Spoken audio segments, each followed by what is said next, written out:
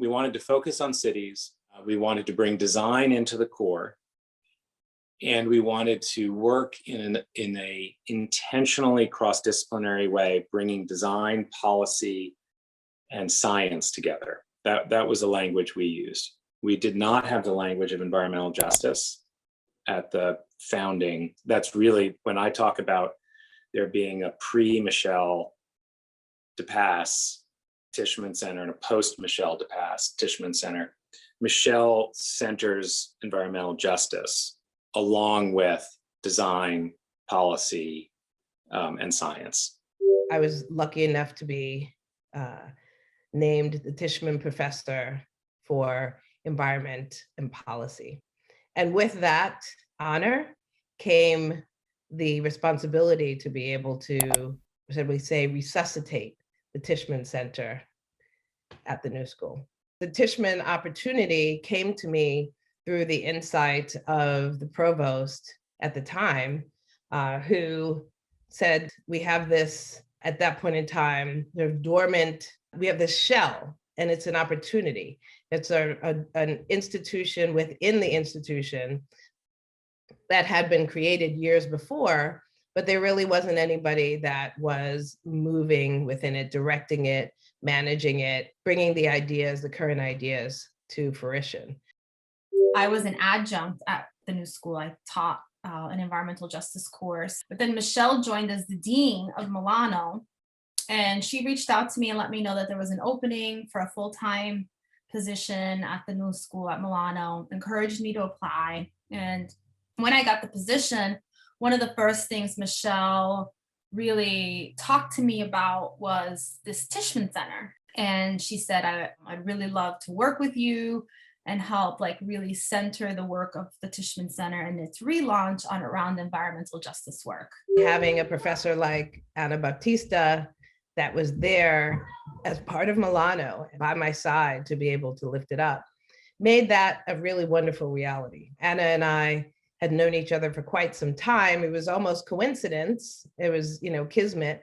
And I felt like as an activist in New Jersey, I didn't really have sort of an equivalent center that I could turn to in academia that was sort of a trusted partner, long-term partner that, we could do projects with. And I thought the New School being so much more progressive and sort of had this, more radical ideology and very interdisciplinary, has an interesting history and also hires practitioners, right? So I was coming in as a practitioner, not just as a traditional academic, made for a very interesting mix, right? I was like, this could be a really cool, good fit for basing a research center that could do exciting work in partnerships with EJ communities.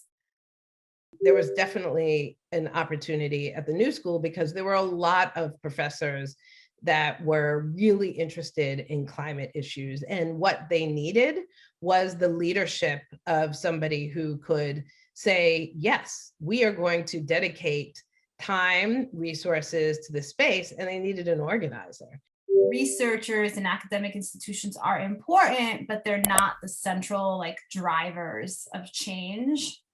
They're the support, for movement actors, and they provide important support, but they're probably most effective when they're very in sync with the movement actors. So I always had envisioned that our greatest impact would be to develop and nurture long-term relationships and partnerships based on trust, based on developing work together that supported the kind of meaningful impact that EJ organizations were trying to make. And having them in the driver's seat and us as the partner institution in the supporting role, amplifying and pushing out and holding up the innovation and the work that was happening in communities. The lifeblood of a center in a university really, to me, was that there was that connectivity space. In my opinion, there was not enough conversation about where the money goes.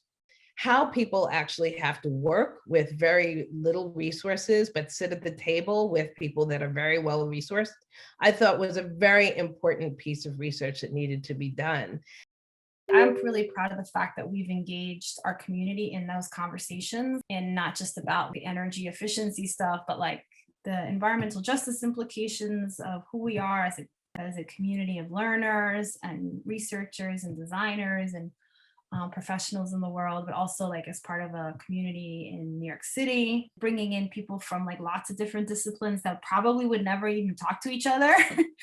There was an opportunity to be able to bring the smartest minds to the work of environmental justice. This was a dream team that very rarely got the recognition and the resources that they should have. And I thought that the Tishman Center could be a wonderful space to be able to lift up the voice and the expertise in the communities of color that we had. The New School has the best of the best in terms of people who are trying to pull together very complex ideas and how it relates.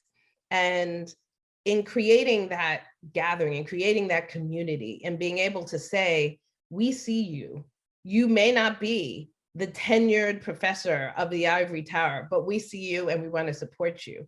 And I think that there were a lot of people that were hungry to be able to be working on what my friend Joel and now the director says is, one of the biggest, the biggest issue of our time.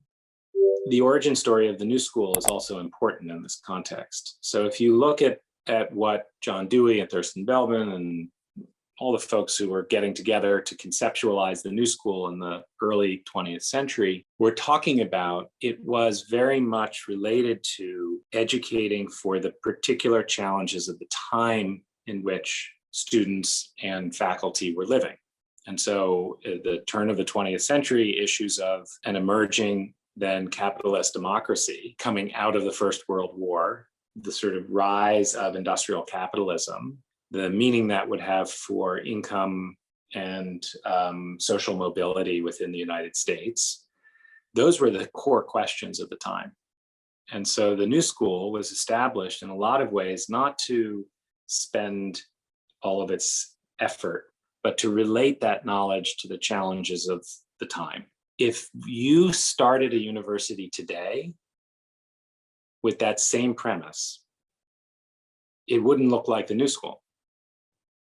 It would look a lot more like that climate-centered, justice-centered, wicked problem-centered space, right? Because that's the stuff that is our challenge. How are we as a center going to be part of this major transformation in our world as climate change bears down on us? And as part of this transition, that's happening already. We had an opportunity to really listen and to take the pulse of the movement back in 2018.